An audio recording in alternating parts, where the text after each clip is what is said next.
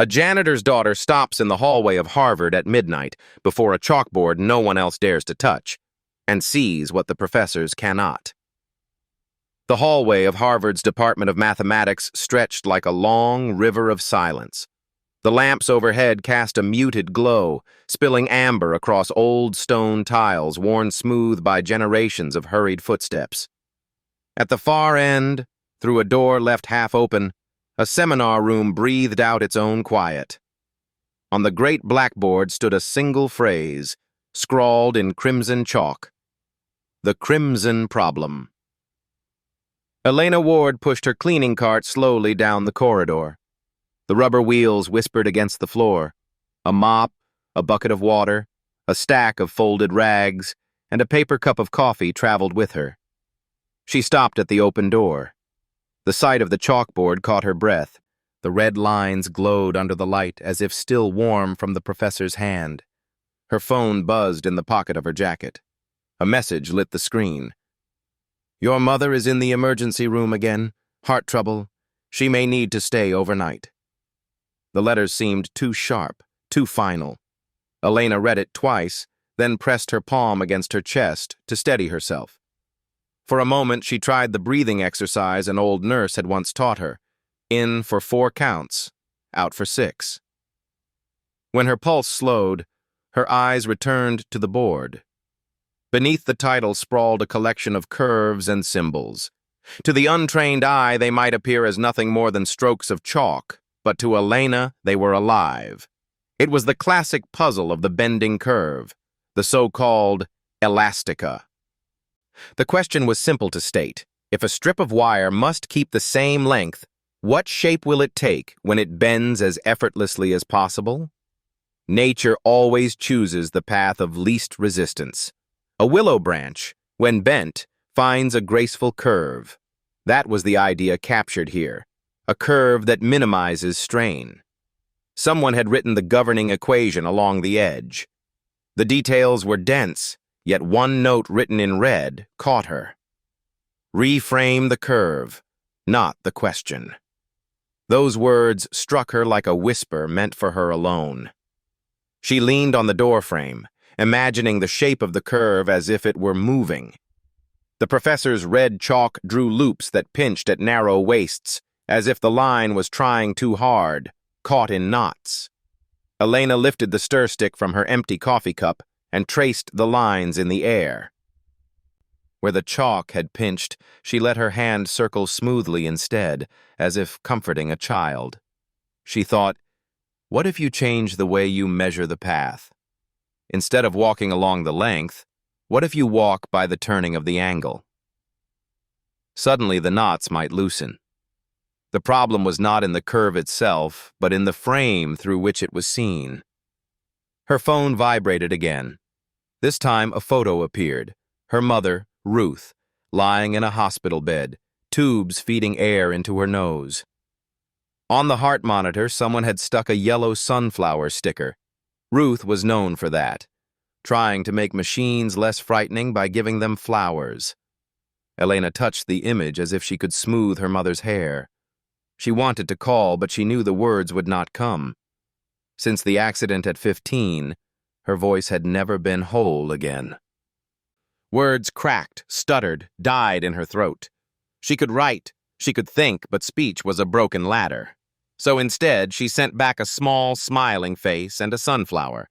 Then she slid the phone away and once more lifted her eyes to the chalkboard. Something in the red drawing recalled her father. Before his sudden stroke took him, he had loved to show her spirals. On scraps of bread paper, he would sketch the pattern of sunflower seeds, telling her about the way nature packed them in spirals so nothing was wasted, no seed left in shadow. "See," he would say, "life bends toward ease, not force." Elena remembered the warmth of his hand guiding hers as she traced the curve of the spiral. Tonight, in this empty seminar room, that same warmth returned. She pulled a small whiteboard from her pocket, a cheap board she carried everywhere since her voice betrayed her. Quickly, she wrote, "Try describing the curve by its turning angle instead of its length. Energy of bending becomes smoother. The pinches may disappear. Beside the words, she sketched two little diagrams, one with a rigid, jerking frame, and another with a frame turning gently, like a compass hand gliding over a map. Below, she wrote in larger letters, the kind her mother could read easily. Change the frame, not the road. The sound of a door at the far end of the hall startled her. A guard was making rounds, his radio crackling faintly.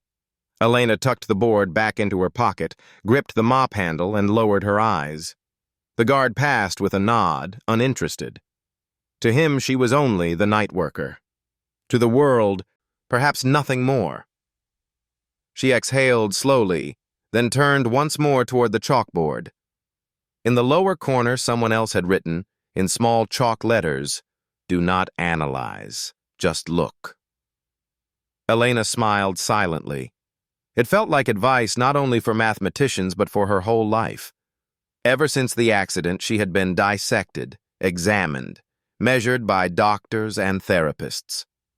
But sometimes the only way to understand was not to cut apart, but to look, patiently, kindly. She moved into the room, gathered the trash, straightened the chairs, and wiped the wooden ledge beneath the blackboard, careful not to disturb a single red line. The chalk dust clung to her fingertips like snowflakes. A poster hung on the side wall, announcing a lecture the following week. Professor David Monroe, Geometric Flows and the Art of Reframing. The photograph showed a young man with stern eyes.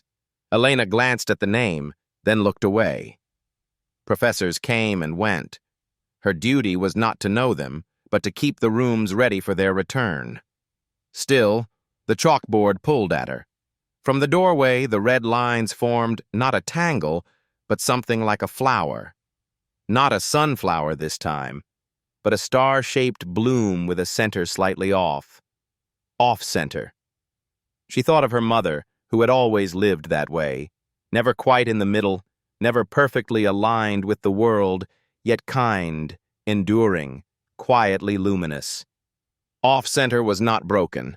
It was a different truth. Elena's phone buzzed again. A short update. Stable for now. Do not worry. The nurse had added a little heart. Elena pressed her thumb against it, holding longer than needed. She longed to write back, "I am coming," but she could not leave yet. To abandon her shift would mean losing this job, and without this job she would lose her small rented room in Somerville. One more loss she could not bear. She lowered her forehead onto the mop handle, whispering a broken promise. The words came halting, like stones rolling. "Mother. Wait. Me." Each syllable hurt, but at least she spoke them, however cracked. She finished the floor with care, erasing every stain and streak. Then she stood before the blackboard one last time, lifted her little whiteboard again, and wrote a final note. Do not change the road. Change the frame. She tucked it back into her pocket as if storing a secret. The light switch clicked, and the room fell dark. Yet in her mind, the crimson chalk still glowed, alive, waiting. She closed the door and pushed her cart along the empty corridor. The metal nameplate on a nearby office door caught the light. D. Monroe. She did not notice. She was thinking only of her mother, of the hospital room, of the thin line her life was walking between work and love, survival and hope. At the bottom of the stairs, she poured out the dirty water, rinsed the rags, and drained the last sip of coffee. The clock on the wall showed past 2 in the morning. She set her phone alarm for past, when she would slip away for a brief visit to the hospital before dawn. She pictured her mother asleep, machines humming, and herself holding up the small board to write a simple spiral. Her mother would smile with her eyes, as she always did, and that would be enough. The automatic doors opened to the night. Cold air rushed in. Snow was falling, fine as chalk dust. Elena pulled her collar high, pushed the cart outside, and left a trail of curved footprints across the courtyard. Behind her, in the seminar room, the crimson problem waited on the board. In the morning, someone else would see it. But tonight, it belonged to her alone. And in that silent claim, one poor daughter of the night, pausing in the red hallway of Harvard, the future had quietly shifted. It was 2 in the morning, the hour when Harvard's red hallway belonged to no one but the hum of vents and the hush of snow outside. Professor David Monroe walked slowly, a stack of papers under his arm. At 35, he carried the reputation of being brilliant and unyielding, the kind of scholar who left no space for half measures. He should have been home. Instead, he lingered, restless, as mathematicians do when their thoughts refuse to dim. That was when he saw her. At the far end, by the open seminar room, a woman stood with a mop bucket beside her. Her jacket was plain, her hair tied back. She was no student. Yet in her hands she held a small whiteboard, and she was drawing, slow, precise, as if the whole building had been emptied for her alone. David stopped. The chalkboard behind her still held the crimson problem in streaks of red. A bending curve forced to keep its length, a puzzle that had unsettled the faculty for months. Most saw only symbols. She saw more. She traced invisible circles in the air, smoothing the sharp corners with her wrist. Then she wrote something quickly on her board, studied it, and nodded. She never touched the chalk. She only watched, drew, and listened to the silence. When a guard's footsteps echoed down the hall, she tucked the board into her pocket and picked up the mop again, moving with the practiced rhythm of someone used to vanishing into work. David did not follow. He simply stood in the shadows, struck by the quiet authority of her movements. In his lectures, he told students, "Sometimes the best step in research is no step at all. Observe first, let the truth breathe." Tonight, he obeyed his own advice. The next morning, when the halls filled again, he returned to the seminar room. The ledge beneath the board had been cleaned to bare wood. On the windowsill lay a thin sheet of clear plastic, faint lines drawn across it in dry marker. David lifted it. The sketch mirrored the crimson problem, but seen differently, as if the curve had been freed from its knots. In the corner, in careful handwriting, were 4 words: "Change the frame, not the road." He felt something rare. Recognition, not a solution, but a gesture in the right direction. The kind of turn that opens a locked door. He placed the sheet against the glass to catch the light. The curve no longer pinched. It breathed. Whoever had drawn this understood where the problem hurt. He asked the building manager who cleaned the hallway at night. The man pointed to a schedule. Ward, midnight to 4. No first name, no story. David thanked him and left, carrying the plastic under his arm like contraband. All afternoon he tried to dismiss it. Perhaps it was the work of a graduate student experimenting. Perhaps coincidence. But the handwriting lingered in his mind. And the gesture, gentle, exact, was not accident. That evening he bought a stack of clean acrylic sheets and a new marker. He left them on the ledge of the seminar room, plain and available, then retreated to his office with the door half open. He told himself he would not interfere. Only watch. Just past midnight, she returned. Elena Ward. She wheeled her bucket down the hallway, her steps slow with the weariness of long shifts. She noticed the stack of plastic, paused, then took one sheet as if she did not quite believe it was meant for her. She set it against the board and began to draw again. David stayed still. He could hear the faint squeak of marker on plastic. The rhythm was confident, not hesitant. She drew the same curve in 2 ways, first the standard, then with the frame shifted. In the margin, she wrote a single question: what if the knot is only a shadow? From the stairwell came the sharp echo of footsteps. The manager in the blue vest appeared, his voice clipped. "Not during your shift. This isn't what you're paid for." Elena lowered the plastic at once, eyes apologetic, and reached for her mop. The sheet was left behind, anonymous again. David felt his hands tighten. He wanted to speak, to defend her, but he stayed in place. Instead, when the hall was quiet once more, he slipped out of his office and placed a note beside the stack of sheets. "Look, do not analyze." 3 words, nothing more. By dawn, Elena finished her work. Before leaving, she lifted the plastic once more, just long enough to see the eased curve and remember its mercy. Then she set it down and pushed her cart toward the elevator. David folded her drawing into a folder. He did not yet know why. He only knew he had seen something rare, not an intruder in the world of mathematics, but a witness with her own language. And for the first time in years, the professor known for sharpness chose patience. He would not rush. He would not seize. He would wait for the night to speak again. The first snow of December glazed the Harvard yard with a thin silver. Under the lamps, the branches shone like frozen veins. Elena walked faster than usual, the wheels of her cart squeaking against ice. Her mother's health had worsened again that week. The hospital demanded another deposit she could not imagine paying.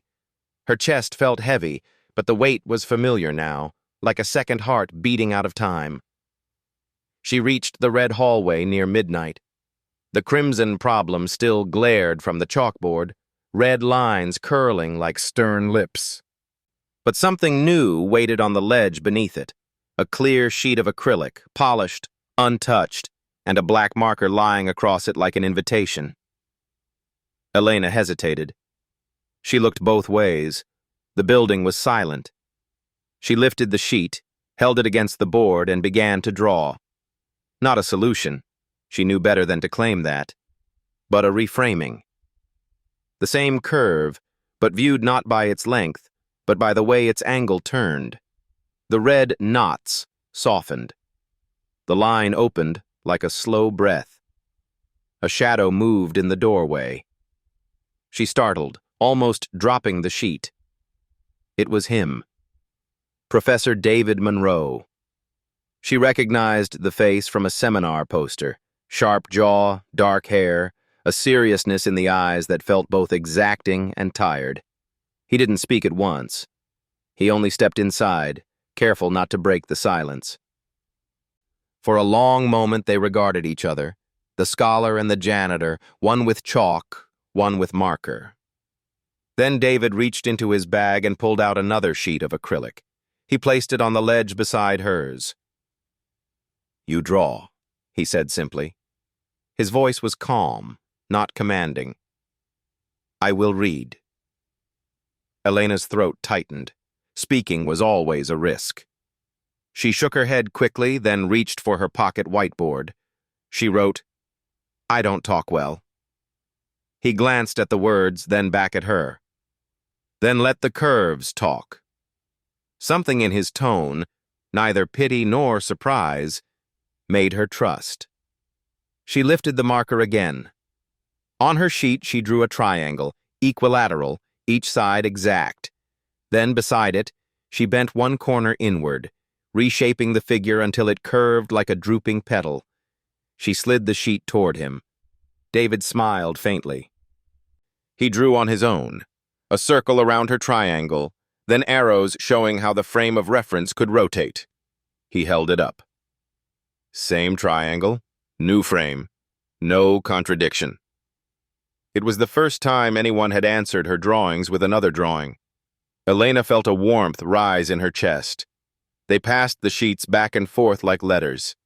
She drew 2 spirals, one tight and one loose, and pointed from one to the other. He drew a single curve that unfolded from tightness to openness, showing the transition as flow. Together, without needing words, they built a dialogue.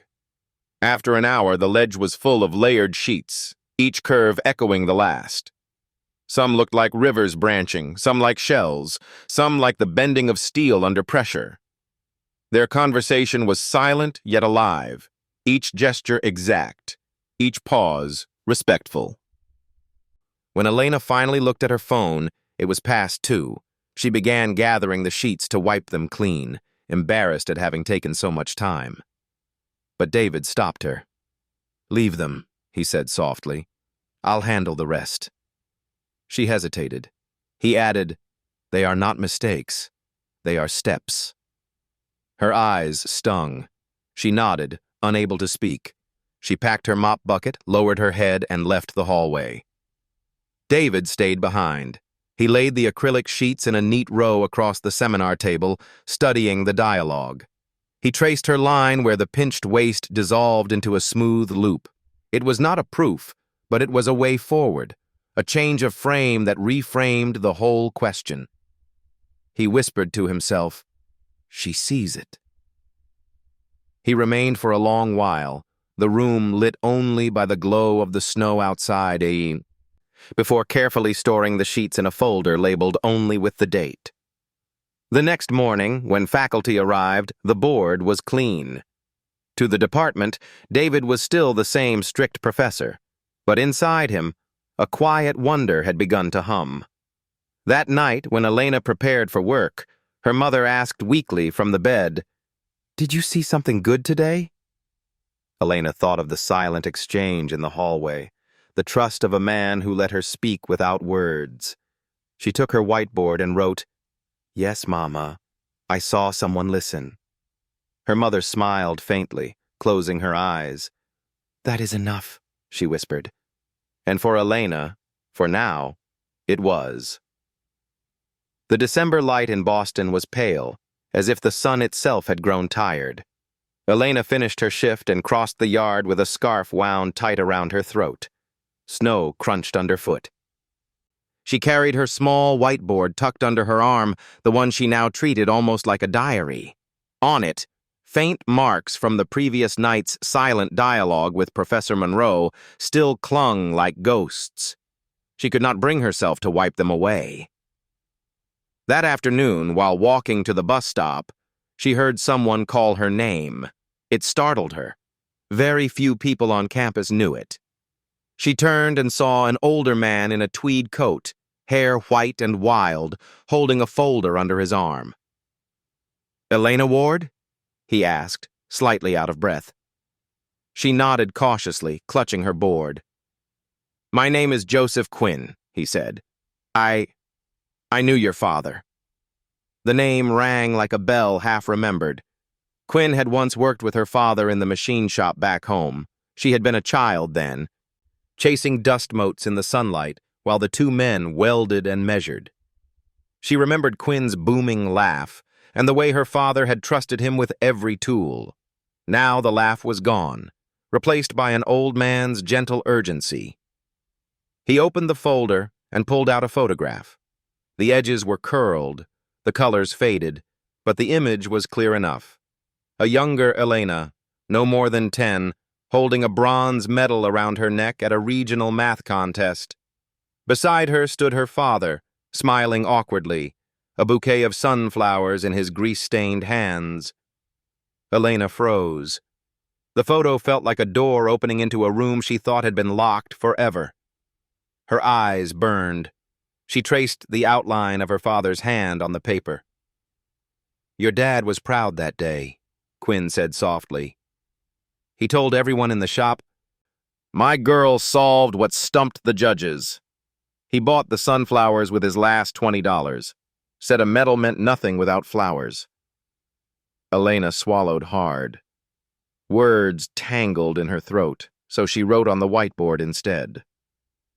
"Why do you still have this?" Quinn's eyes softened. "I kept it because he asked me to. He said, if she ever forgets who she is, give this back." Her hands trembled. She pressed the photograph to her chest. For the first time in years, she felt not only the loss of her father, but his voice, carried through another man's memory. Quinn continued, "I hear you're working nights here. It's not easy.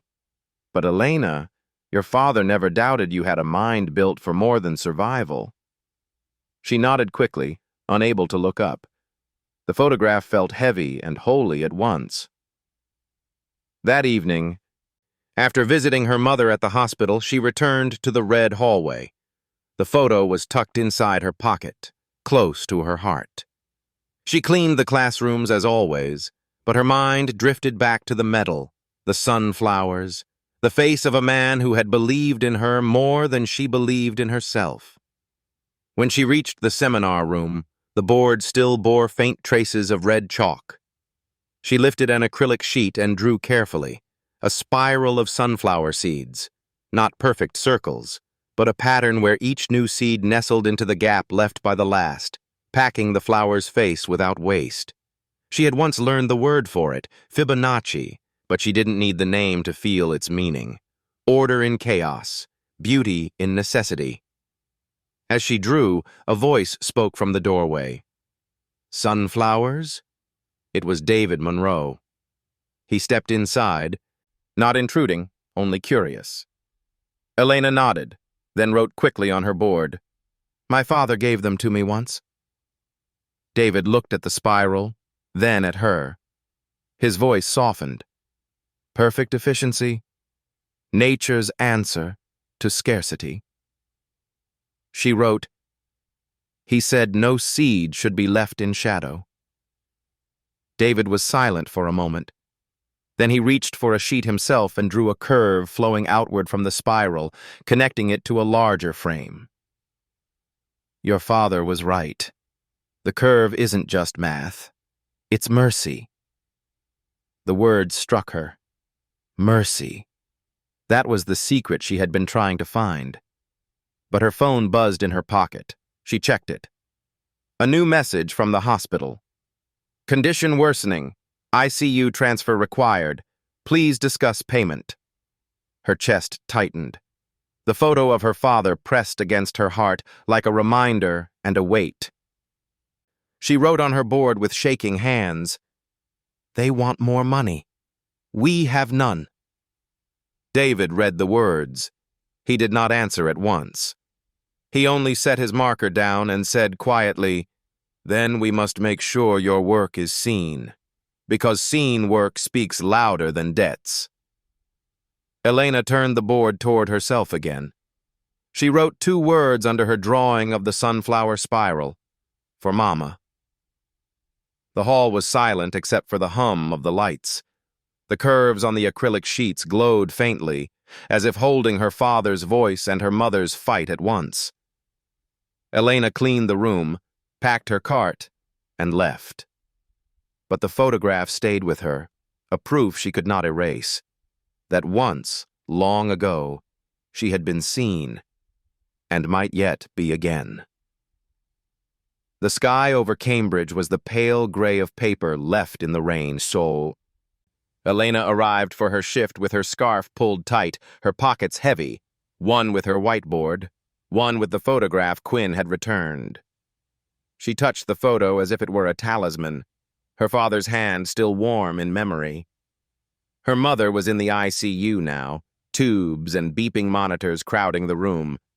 Each day the bills climbed, and each night Elena walked the same hallways, pushing her mop, carrying more weight than her body should bear. That week Professor Monroe had begun to appear more often, not with questions, but with silence. He would leave a stack of acrylic sheets ready for her and wait. She would draw, he would respond, and together they built a language in curves. Neither demanded words from the other. Neither hurried. One evening he surprised her. I want to show them your work, he said quietly. Her eyes widened. She shook her head and scribbled on her board. They'll laugh. I'm a janitor. David's gaze was steady. They will not laugh. They will look. That is enough. He arranged a plan. In the tall atrium at the center of the department, a space lit by glass above and marble below, he hung 6 acrylic sheets side by side. Each one held a drawing Elena had made, Loops softened into open curves, spirals unfurling from tight centers, frames that eased tension instead of tightening it. No equations, no proofs, only images. At the bottom of the display, he wrote in black letters, "Look, don't analyze." When the faculty gathered the next morning, murmurs rose. Some tilted their heads, puzzled. Some smirked. But one man stood still. Professor Alan Mallory. He was the architect of the Crimson Problem, a scholar whose reputation stretched across decades. His hair was silver, his posture erect, his presence enough to hush a room. He stared at the drawings for a long time without speaking. The others waited, uneasy. Finally, he touched one sheet with his fingertip. "She is not solving in the way we do," he said slowly. "She is changing the point of view, not the equation, the frame." Silence spread, deeper than surprise. In the stillness, even the most skeptical faculty felt the shift. The drawings were not entertainment, they were insight. Elena, hidden at the edge of the hall with her cart, watched the scene unfold. Her heart pounded. She had never meant to be seen. Yet here she was. Her secret language hung in the light of day. The stillness broke with another voice, Dean Whitaker. His suit was immaculate, his tone sharp. "This is not scholarship," he declared. "This is spectacle. Mathematics demands rigor, not drawings from staff." His words cut like glass. Elena flinched as if struck. She turned to leave, but Mallory raised a hand. "Dean," he said, calm but firm. "I wrote the Crimson Problem. I have stared at it for years, and I tell you, these drawings are not spectacle. They are a reframing my colleagues have not dared to attempt." For a moment, the dean faltered. Then his face hardened. "This department will not risk its reputation on displays that blur the line between art and analysis. Remove them." The order was final. Staff hurried forward, taking down the sheets one by one. The sound of plastic sliding from hooks echoed like dismissal. Elena gripped the handle of her cart so tightly, her knuckles whitened. David walked toward her, his jaw set. "Do not lose heart," he whispered. "What matters has already been seen." But Elena felt the sting of shame and fear. To be revealed, then erased. Was that worse than never being seen at all? That night she visited her mother. Ruth's breaths came shallow under the hiss of oxygen. Elena placed the sunflower photograph on the bedside table and wrote on her board, "They almost saw me, Mama. Almost." Her mother's eyes, half closed, flickered toward the photo. She lifted her hand with effort, touched Elena's wrist, and whispered, "Almost is the beginning." Elena sat in silence, her throat burning, her hand wrapped around her mother's frail fingers. She thought of the acrylic sheets, now hidden in storage. She thought of Mallory's voice, measured, respectful, standing against the dean's scorn. For the first time she understood. Not every authority was blind. Some, like her father, like Mallory, had eyes for the quiet. The next evening, when she returned to the red hallway, the board was clean. No red chalk, no notes, only emptiness. She set her cart aside, pulled out her whiteboard, and wrote a single sentence to herself. "Look, don't analyze." She drew a spiral, steady and calm, and beneath it a sunflower, each seed placed where light could reach it. Then she wiped it away, leaving only the memory. The hallway remained silent. But within her, something had begun to speak louder than fear. The winter conference had been planned for months.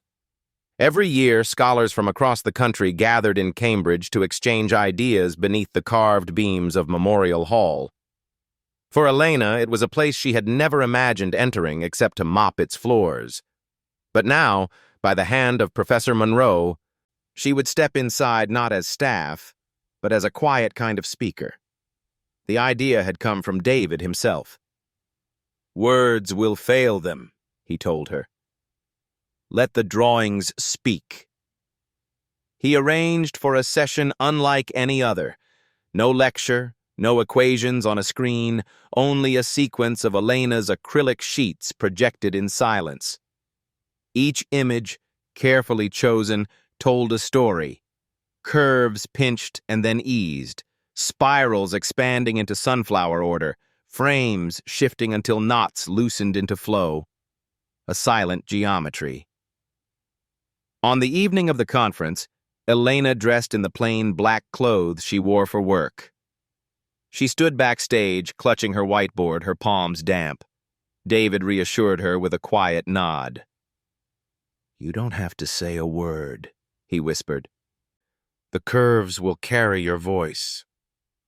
When the lights dimmed and the first image appeared, her softened curve glowing across the hall, the room fell into stillness. Professors, graduate students, even the skeptical leaned forward. One by one, the images unfolded, each transition deliberate, like a poem written without letters. By the final image, the sunflower spiral filling the screen, the silence was thick. Then came the sound, a slow, growing wave of applause. Not polite, not brief, but long and steady, the kind that rose from a place deeper than respect. Elena bowed her head, tears pricking her eyes. She had been heard without speaking. For a moment, she felt whole. But light can draw shadows. 2 days later, a blog post appeared. The author, Caleb Voss, a graduate student known for ambition sharper than talent. The headline blared, "Theatrics in Mathematics, when art pretends to be proof." In the post, Caleb described the silent presentation as stagecraft, accusing Monroe of manipulating sentiment and hinting that the visual ideas had originated in his own research notes. He attached grainy photos, taken without permission, of Elena drawing late at night in the hallway, presenting them as evidence of appropriated work. The post spread quickly. Some dismissed it. Others whispered. The dean seized upon it as vindication of his earlier warnings.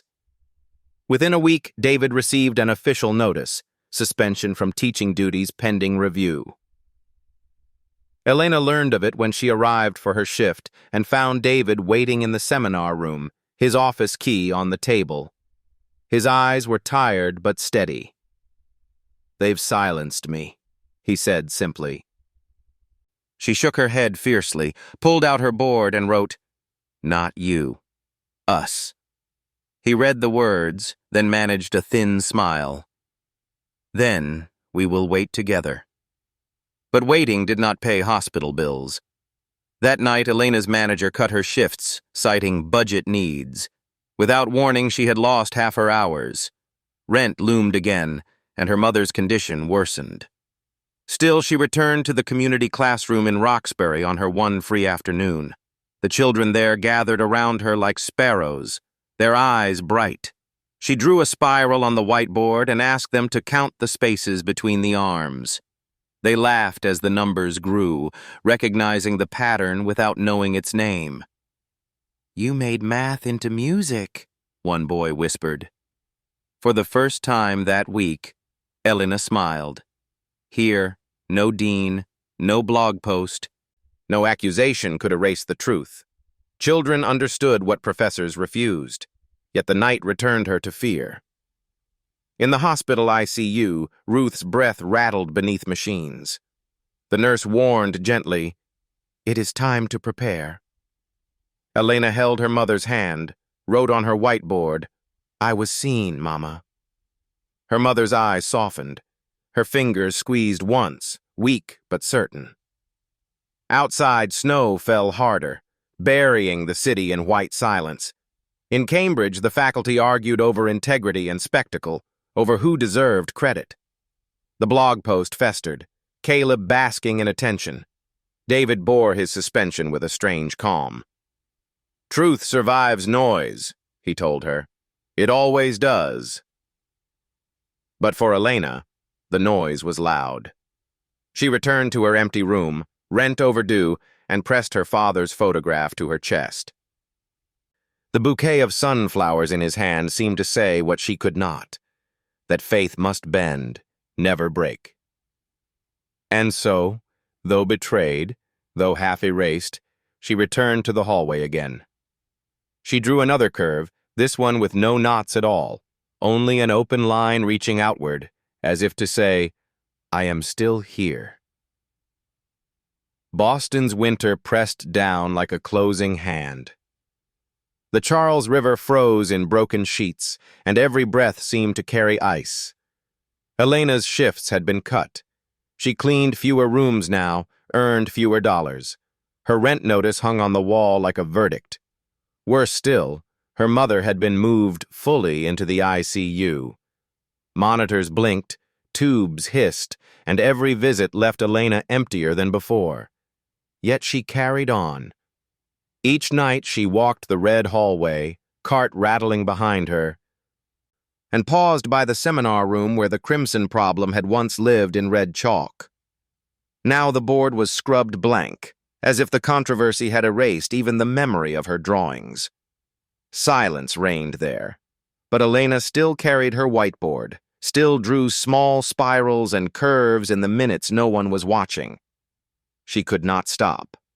To stop was to vanish. It was in Roxbury, not Harvard, that light returned. The community center was small, its walls painted with chipped murals of children flying kites. Elena had begun to volunteer there once a week, quietly at first, to clean. But one afternoon, when the math tutor failed to arrive, the director handed Elena a marker. Could you keep them busy? Elena hesitated, marker trembling in her hand. The children stared, restless, half bored, waiting. She turned to the whiteboard and drew what she knew best, a spiral. She added dots at the tips, letting the arms stretch like sunflower seeds. Then she pointed. Count, she whispered, her voice thin but steady. The children leaned forward. 1, 2, 3. Their counting turned to laughter as they saw the pattern unfolding, numbers skipping, then returning, like music they hadn't known they could hear. One boy raised his hand. It looks like the way trees grow branches. Another added, or the way a seashell curls. Elena smiled. They understood. Not through formulas, but through sight. For the first time in weeks, she felt her father's voice near. No seed should be left in shadow. The children began to ask for more. She drew a triangle, then showed how shifting the frame made the shape seem new. She drew 2 curves pinching together, then redrew them open. Their eyes widened. One girl whispered, "You made math gentle." In that room, Elena's silence was not a barrier. It was a gift. Every line she drew became a word. Every curve became a sentence. By the end, the children were drawing their own spirals, their own softened shapes, filling the board with a chorus of silent voices. But light did not erase shadow. That evening at the hospital, Ruth's condition had worsened. The nurse took Elena aside. "The outlook is grave," she said gently. "We are doing all we can."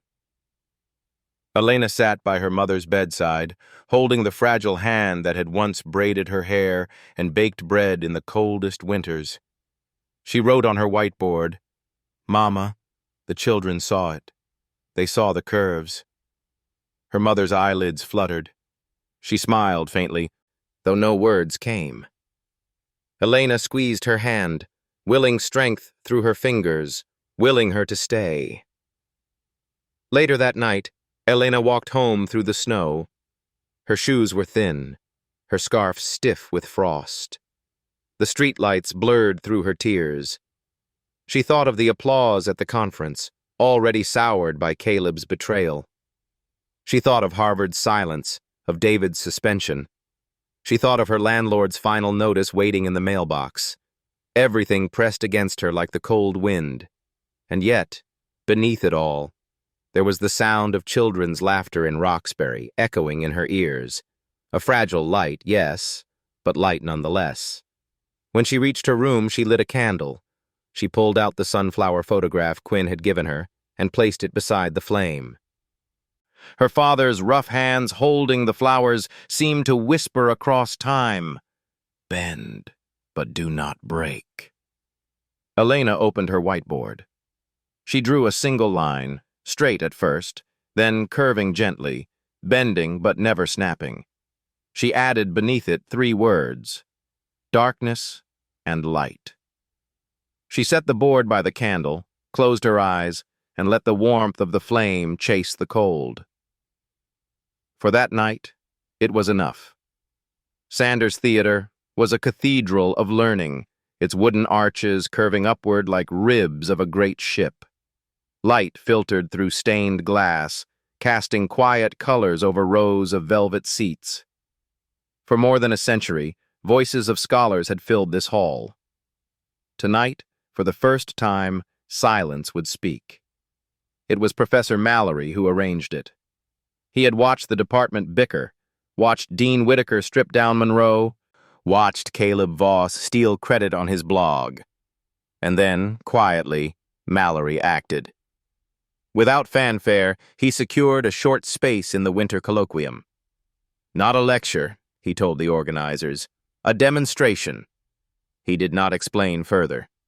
When David Monroe came to Elena with the news, she nearly dropped her whiteboard. "Me?" she wrote in hurried strokes. David nodded. "Yes, you. Sanders Theater is where you belong." Her stomach turned with fear. The hospital had just called with another bill, her rent was already past due, and her mother's condition had darkened. To walk onto Harvard's grand stage felt impossible, like stepping into someone else's life. But Mallory's eyes, usually so sharp, were gentle when he said, "Your silence is not weakness. Tonight, it will be your strength." On the night of the colloquium, the theater filled with professors, students, and visitors. Many came out of curiosity. What scandal was Harvard hiding now? Others came to scoff. A few came in hope. Behind the curtain, Elena stood with trembling hands. She wore the same black clothes she used for work, her shoes polished but plain. David adjusted the projector. Mallory waited in the wings, his silver hair catching the stage lights. The theater hushed. The curtain rose. On the great screen appeared Elena's first drawing, a simple curve, pinched into a knot. The hall grew still. Then came the second slide, where the same curve, reframed, opened into grace. One by one, her drawings appeared, triangles shifting in new frames, spirals unfolding into sunflower order, tangled lines loosening into gentle flows. No words accompanied them, only silence.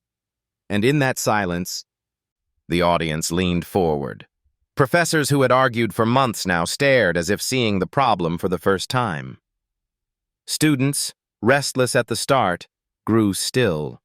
Each drawing carried its own rhythm, its own breath. At last, the final image appeared.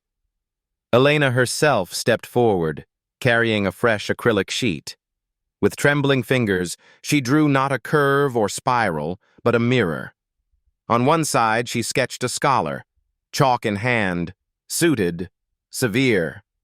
On the other, she drew a woman with a mop and bucket.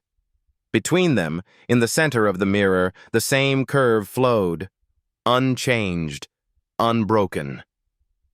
Gasps rippled through the hall. The message needed no words. Knowledge did not belong to titles, nor to robes, nor to office keys. It belonged to any who could see. For a heartbeat, silence held. Then the hall erupted. Applause thundered against the wooden arches, rising higher, stronger, wave upon wave. Elena bowed her head, tears brimming, her hands shaking. For the first time, she was not invisible. But even as the applause roared, her phone buzzed in her pocket. She pulled it out, shielded by the curtain. A message glowed from the hospital. Patient, Ruth Ward. Critical. Please come immediately. Her breath caught. The world blurred. The applause around her felt distant, hollow. She pressed the phone to her chest, bowed once more to the hall, and fled. Outside, snow was falling thick and heavy, coating the steps of Memorial Hall. She ran through it, her black shoes slipping, her breath tearing the air. Behind her, Sanders Theater still thundered with clapping hands. Ahead of her, the hospital lights glowed against the storm. The night split her in two, one part celebrated, one part breaking. And in the snow, as she ran, Elena whispered the only word she could manage. "Wait, Mama. Please wait." The hospital room was dim, lit only by the steady glow of monitors. Elena pushed through the doors, still wearing the black clothes from Sanders Theater. Snow clung to her hair and shoulders. She hurried to the bedside where her mother lay, eyes half closed, breath shallow. "Mama," Elena whispered, though the word broke in her throat. She set down her whiteboard, drew a simple line across it, and wrote beneath, "I was seen." Her mother's eyes opened faintly. With effort, Ruth reached out, her frail hand finding Elena's. She traced the board with her finger, then pressed her daughter's palm. No words came, only that touch, that approval. Minutes passed like hours. Machines beeped. The snow outside muffled the world. And then, quietly, Ruth exhaled once more and did not draw breath again. Elena bent over her mother's hand, tears wetting the sheets. She stayed long after the nurses left, holding the silence as if it were her mother's last gift. The next morning, Harvard released a statement, the Crimson Reframing. For the first time, Elena's name appeared alongside Monroe and Mallory. E. Ward, a janitor's daughter, a silent voice. Recognition, official and undeniable. Reporters asked for interviews. Departments suggested fellowships. The dean, pale with calculation, spoke of innovation. Elena listened quietly, then shook her head. When asked what she wanted, she wrote on her board, a room, white walls, nothing else. And so Harvard gave her a space. They called it the listening wall. A long white board stretched across one side with markers hung in simple cups. Anyone, student, professor, visitor, or janitor, could draw. No names required, no credentials asked. Curves, spirals, questions, ideas, all welcome. Elena came often but rarely signed her work. She would sit quietly, watch others draw, and smile when a line blossomed into something alive. She had no need to claim ownership. Her legacy was not in her name. It was in the space she left open for others. That winter, she returned once to her old neighborhood. The barn where her father had worked was gone, replaced by gravel. But children gathered around when she unpacked her whiteboard. She drew the sunflower spiral. They counted the seeds. Their laughter echoed in the cold air. Elena's class, the children began to call it, though no tuition was asked. No certificate given. She taught them curves as stories, shapes as music, numbers as kindness. At night, she walked home under the stars, her breath rising like white smoke, and thought of both her parents. Her father's hand sketching spirals on a paper bag, her mother's weak but certain squeeze in the ICU. Both voices alive in her now. Snow returned to Cambridge. One evening, Elena walked past Sanders Theater. Through the doors came the sound of applause for another lecture. She paused, smiled faintly, and kept walking. She did not need the stage anymore. The world had heard her once, and that was enough. She stepped into the courtyard. Snow fell soft, quiet, infinite, like chalk dust from the sky. Elena held out her hand, let the flakes land and melt. She whispered, though no one was near, "I am here." No answer came, but she no longer needed one. In the silence, she felt the warmth of legacy. A curve bending but never breaking. A seed finding its place in the spiral. A voice carried not in sound, but in light. And with that, Elena walked on into the snow, leaving behind no words, only the certainty that she was, at last, heard. Thank you for staying with me until the very end of this story. If these curves, these silences touched your heart in any way, I'd be grateful if you subscribed. It's the simplest way for us to meet again in other stories, slow, warm, and healing.